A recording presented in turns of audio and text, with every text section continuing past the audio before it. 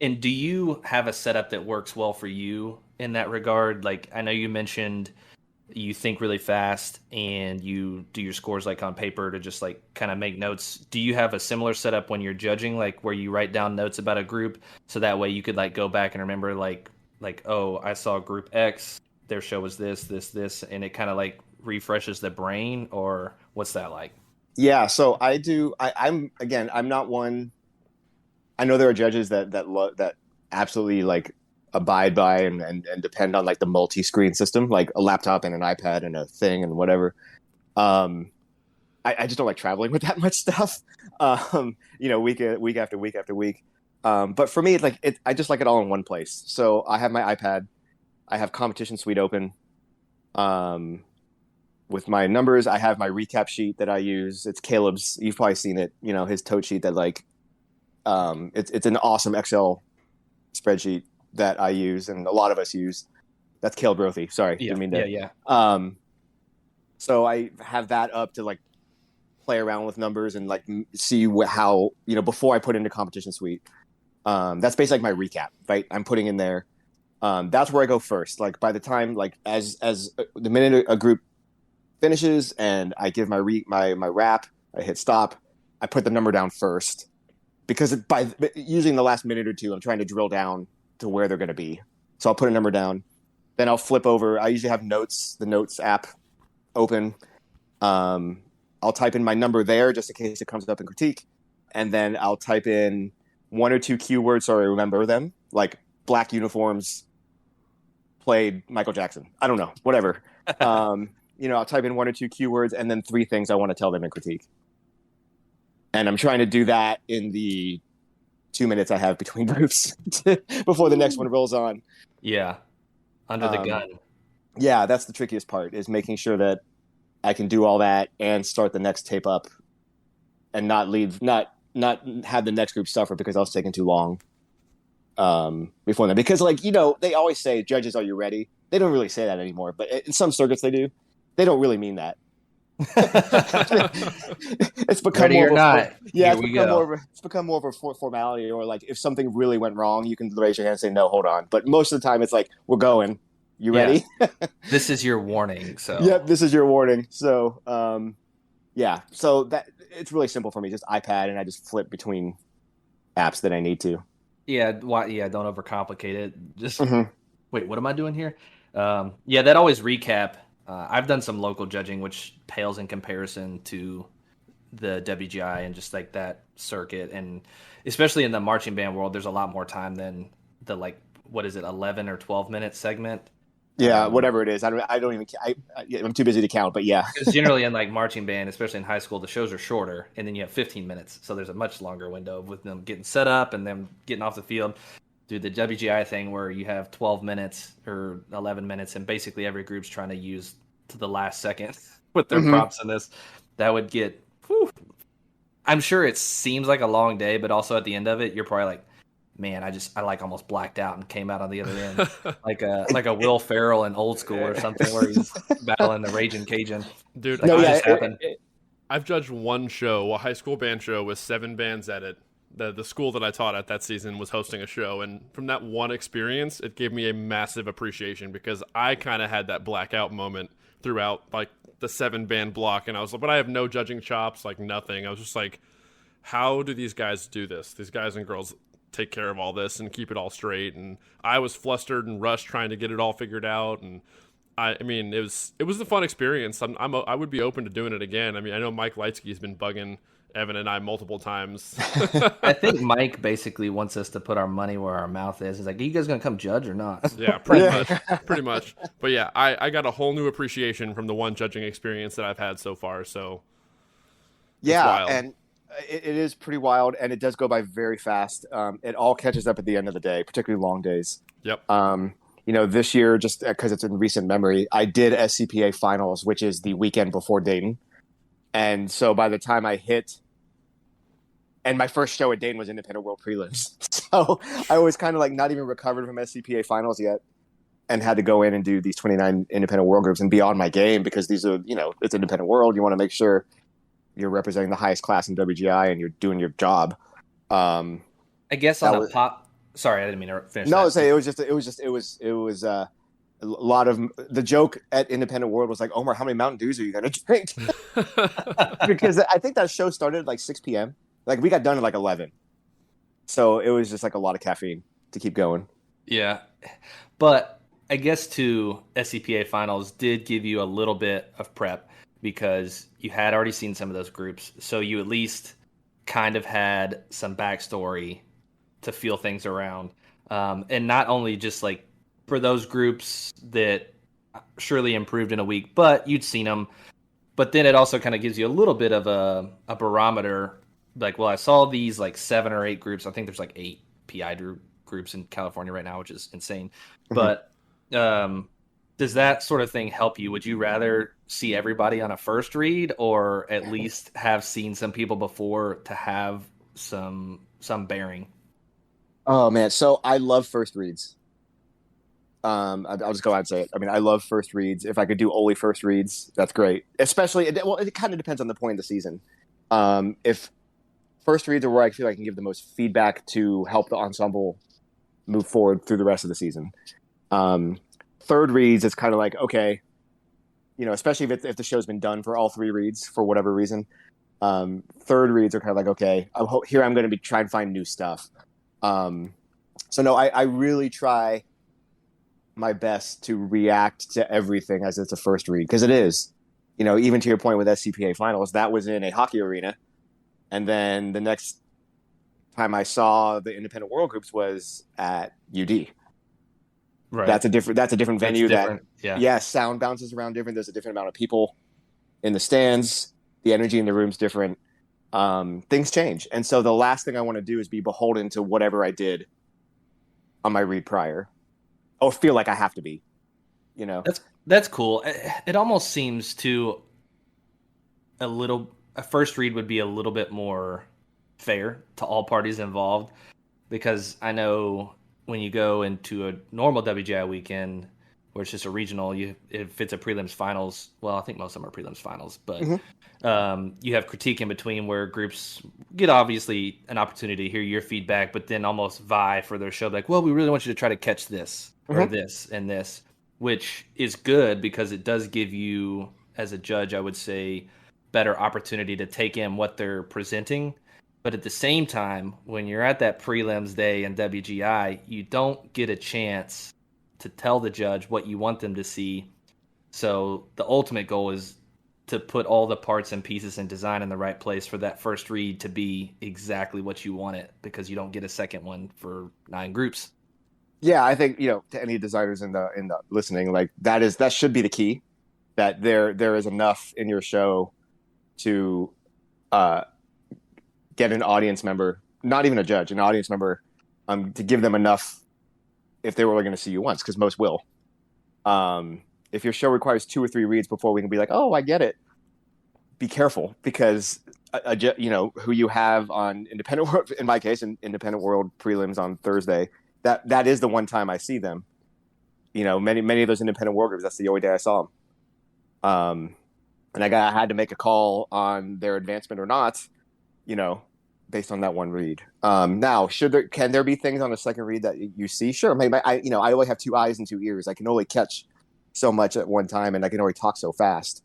So, like, how do I hear something and acknowledge when, especially in independent world, there is so much going on all the time, and so it's like sometimes the second and third read does help, but you want to make sure there's enough in there to basically get your show on the first read. That's why I like them. If I don't think it's an advantage, but at least for me on second reads and third reads, I try to remember what I did on the first read and look somewhere else. Okay. Each moment in the show, like, oh, I remember I talked a lot about this snare break. Let me see what's going on underneath the hood there, like in the electronics or in the front ensemble, just to send my commentary somewhere else. To give the ensemble a little more to chew on. And so you just said, obviously, in most indoor shows, especially like Independent World, there's a lot going on all the time, and you're trying to give this feedback. I have always found in your tapes, at least the few that I've heard, that you do a really good job of talking, but when something's happening that clearly the designer wants you to listen to, you'll stop and you'll like listen to that, but then go back to what you were saying, and then like tack on the end like what you just heard, like, oh, I stopped talking for the snare break, but that thing that I was talking about before, this also, good job on the snare break. Is that like a skill you felt like you had to develop, like letting yourself be interrupted by what the designers want you to listen to while still trying to give all the feedback? I think the advantage of being a music judge is we're sitting in the audience. So if I can feel everybody around me like leaning in to listen to something, I generally know that's my cue to stop talking. That's usually how I know, is like I just feel the energy around me. And it's like, oh, something important's going on here, you know? And sometimes that's something quiet, or sometimes it's a section break, like you mentioned, like a snare break. Or sometimes, like, you know, it's something really complicated that I have to make sure I can sit there and go, okay, what am I hearing? You know, and then, yeah, hopefully I get back to whatever it was I was saying, finish that, then talk about the next thing. That doesn't happen all the time. I guess you got lucky in hearing my good tapes. But sometimes I forget what I was saying and I have to just keep moving on, you know? We're human. It happens. Yeah, but that doesn't mean, I'll say this for anyone listening, that doesn't mean we didn't hear. If I'm talking and sound is happening, I hear what's going on. Even if my words don't get to that thing, I'm still evaluating it, you know? So, you know, I've heard some people say to me, like, man, you talk so much. Are you sure you're hearing everything? You know, like, yes, I'm hearing everything. I promise. We're still evaluating even when we're talking. Even if my commentary doesn't mention something, it's like, yeah, we're still hearing it. It's okay. Walking and chewing gum, you know? Yeah, I think that you nailed it. When I listen to your tapes, I can tell, like, people have said, oh, you have a good ear. I feel like that's a very accurate statement, just because the tape I just listened to, it was a snare feature, but there was this like layering of like the hi-hat over top of it, and it like layered in. You're like, oh yeah, it really works with the hi-hat texture on the rim of the snare drum there. And I was just like, honestly, I've watched that snare lick myself like 3 or 4 times and never even paid attention to the hi-hat drum set. So I was just like, oh, okay, that makes sense. Yeah. So, Can I ask which one that was? it was the Atlantic Quest's prelims tape. They have in the opening snare break that little like kind of rim knock thing, which I've said that I didn't like on this before. And TJ's like, I really like that part. And then, but I never noticed it. Of course, I saw probably a video of them planted in the lot without the pit, so the context was missing. But you were just like, oh, it works really well with the hi-hat layer. I was like, yeah, of course it does. Yeah, no, and that one, if I remember, that snare break is like right in your face because they were not because the pit's on the side. The pit was on side one, and so there was this like open space in the front of the floor. So it was like, here it is. Which that was right in my face, left to right, timing wise. But and I did have to your point earlier that was a third read for me. Okay. Independent World Prelims. So I saw them at the Orlando Regional. So I saw them prelims finals there, and then I saw them. But that was like second week of March, first week of March, late February maybe. That's almost like that's right. But I think I knew that snare break was there. So I think when I got to it, I felt comfortable putting my ear somewhere else because I had seen it. You know, make sure it's clean, cool. What else is going on now? Because I've heard this twice. You know, hey, that makes sense. Force yourself to get into a different direction. Mike and I have that difficulty just because we are so deeply rooted in just mostly our rudimental background, and we didn't study percussion in college. I did do a little bit in college, but just the level of nuance and understanding isn't as strong in the front ensemble world. So people like, you guys go give more love to the front. I'm like, I will, but be careful what you wish for, because it's going to be pretty like caveman-esque comments. You might hear us say some pretty dumb stuff. Well, and to your point, like I haven't designed an indoor drumline show that's gone to Dayton because we're not allowed to, but I haven't done that since I started judging. So it's going on 10 years. The cool thing about judging is that is my ear training. So that when I hear something new, like when lasers became a thing for bass lines, right? I didn't know that was the word for those. Yeah. You know, but I heard 15 of them one day and I was like, what the heck? You know? So it was like, okay, I got to figure out what this is because clearly everyone's doing it. So even things I didn't have the vocabulary for, I'm able to learn and keep up, even if I'm not writing all the time, because I just hear so much of it. I almost did so much of the same thing, and I didn't want that to sound like a bad thing. But, you know, you hear a lot of bass lines, and you hear a lot of snare lines, and a lot of front ensembles as a judge. when you're doing this full time. And so if there's anything I'm uncomfortable with, I actually get better at the terminology through it the more tapes I do, and the more I like just take the risk of just diving in and trying to use my, as you said, my caveman language to talk about it, and honestly, like, for me, there's no harm and I don't mean to sound patronizing at all. There's no harm in professional development. Like, no one's perfect. Yeah, my best education in marching arts I've had in the past maybe 8 years, 10 years was getting to hang out with Jack Borland and Chelsea Levine at Spirit of Atlanta, trying to learn how to write for cymbals. I'm like, okay, I have the best 2 cymbal techs in the business right now, and I know nothing about writing for cymbals. Please teach me, And they taught me, and they helped me understand the world of cymbals. And I learned so much and learned to appreciate the cymbal lines so much because of those 2, That's awesome. And then I went to Chelsea's clinic at PASIC because I got to learn more, This was like 2016 or 17. And so it's like, it really helps for me just to have so much exposure all the time. I get the best seat in the house for 8 hours every Saturday from January to April. You're and you're going to get better by default just from immersion, constant. Mm-hmm, exactly. Yep. It's like being tossed in a country with, you don't know how to speak the language, because you're immersed in it, you kind of figure it out. And that makes sense too about not being afraid to just call out things, because the designers and the performers and the techs and the educators, they're going to understand. They're going to be able to bridge the gap if you're like, oh, watch out for that like 5-lit roll there. And they can hear it on the tape. Then they're like, well, it's actually like a 4/3, but yeah, we understand what you're talking about. Like, okay, it's like, it goes by so fast. I think calling it out, like, that you understand it, like, I know that that's an odd meter thing. Like, watch out for that.